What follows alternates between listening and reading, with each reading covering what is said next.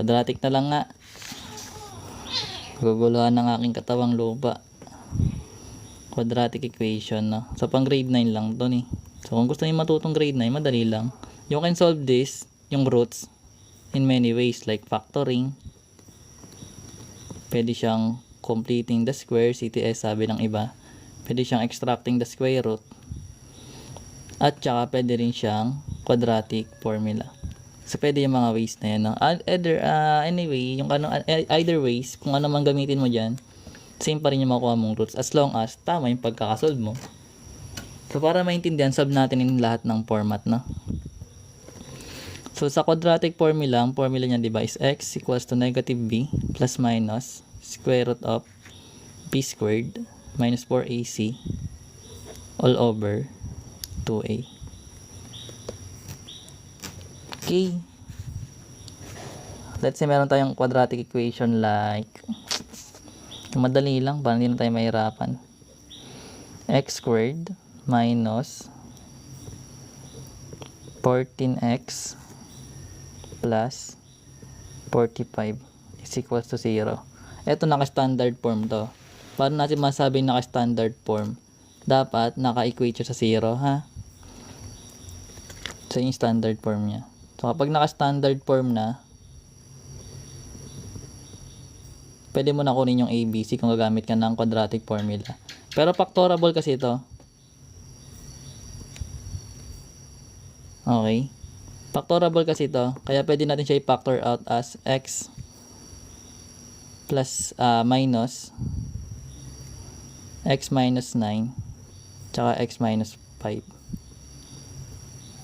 General ba?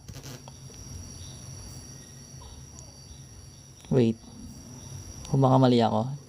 Check natin. Divide 2 is negative 7, di ba?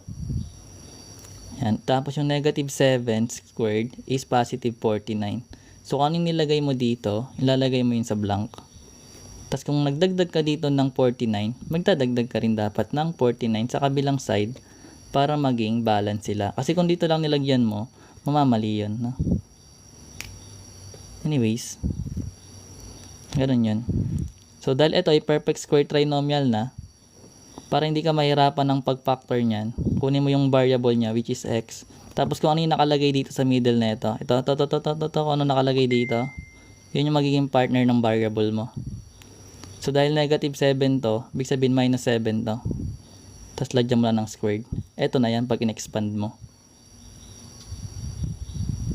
Naintindihan? Kung ano yung nandito, diba nag-b over 2 ka, yung b natin is negative 14 kasama yung sign niya. So, negative 14 divide 2 is negative 7. Ilalagay mo yan dito. Tapos, i-squared mo yon, magiging 49, positive. Lalagay mo sa space. Kung naglagay ka dito, maglalagay ka rin sa kabilang side para maging balance siya. Tapos, para makuha mo yung factors niya, kung ano yung variable mo, copy mo yung isa. Tapos, kung ano yung nandito sa part na to, kung negative siya, ibig sabihin yung partner ng x mo. Kung positive to, positive 7 to. Dahil nga negative, negative yan. Tapos ito, magiging positive 4. Okay? Nag-aaway kayo, ha? Hindi, wala nga akong book, eh. Medyo mo ako dali.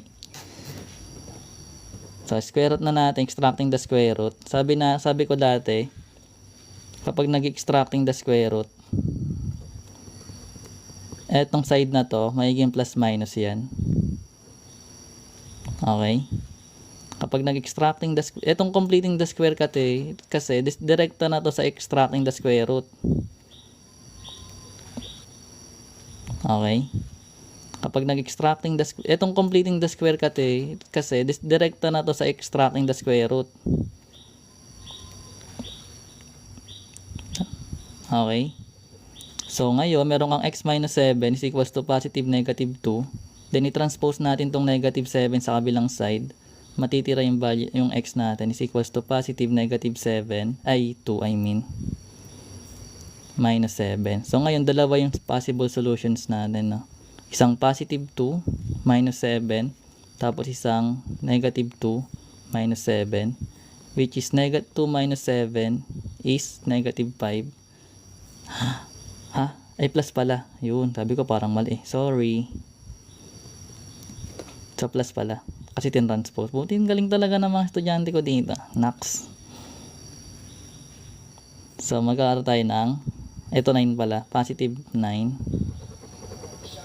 Tapos, at least na, pag na-check nyo ako, ibig sabihin, naiintindihan nyo yung ginagawa natin. Diba? Kasi kung oo lang kayo ng oo, ibig sabihin, hindi nyo naiintindihan.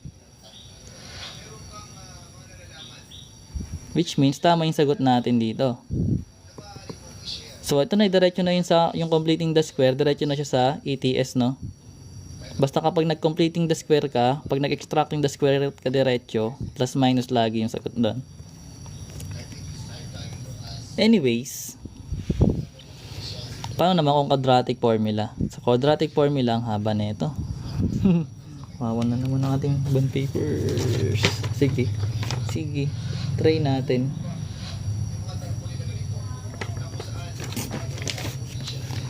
So, para ma-check lang natin, no? Parang sabi, ginaloko kayo eh. So, sa quadratic formula natin, meron tayong negative b plus minus square root of b squared minus 4ac all over. Thank you sa gifts. CJN m plus minus square root of b squared minus 4ac all over. Thank you sa gifts. CJN m preso over 2a, no? So, alam na natin yung a natin dito. Paano natin makakuha yung ABC natin? So, eto dapat naka-standard form. Standard form ba to? Sabi, general. Basta yon. Kung A na to, kung ano yung coefficient mo dito, yun yung A mo. So, 1 yun. Yung B natin is, kung minus 14 to, negative minus 14, ibig sabihin, yung B natin is negative 14. Tapos, yung C natin is yung constant, which is 45. So, sabi ko nga sa mga past thank you for flip impreso. So, sabi ko nga, bago ka mag-evaluate lahat ng variables, para hindi ka mamali ng input mo, try mo muna siya gawing parenthesis lahat ng variables. Kasi, pag negative kasi yung in-input mo dyan, tapos negative yung may minus sign, mamamali ka dyan eh. Kaya dapat try mo muna siya gawing parenthesis lahat. Katulad nito, kung maglalagay tayo ng negative 14, nilagay mo lang siya direkta negative 14. Hindi mo nilagay yung negative. Mali na kaagad yun. Kaya dapat gawin mo muna siyang parenthesis para tama yung magiging solution mo. Negative 14 yung B natin, yung A natin is 1, yung C natin is 45. So magiging 1 to.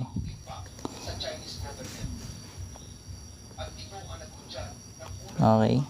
Then after that, negative times negative 14 is positive 14 plus minus.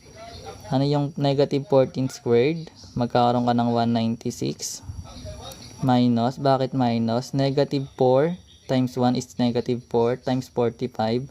Magkakaroon tayo ng 20. Magkakaroon ka ng 196 minus. Bakit minus? Negative 4 times 1 is negative 4 times 45.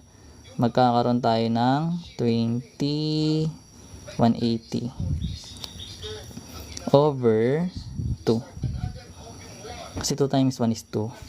Then, magkakaroon tayo ng 14 plus minus, magkakaroon tayo ng 16, square root of 16 over 2. Then, magiging 14 plus minus, square root of 16 is 4 kasi perfect square si 16. Then, may dalawa tayong sagot. It's either 14 plus 4 over 2. Tas yung isa natin is 14 minus 4 over 2. Isang plus muna, isang minus naman yung sa kababa. Okay? Then, ang 14 plus 4 is 18 over 2, which is 9.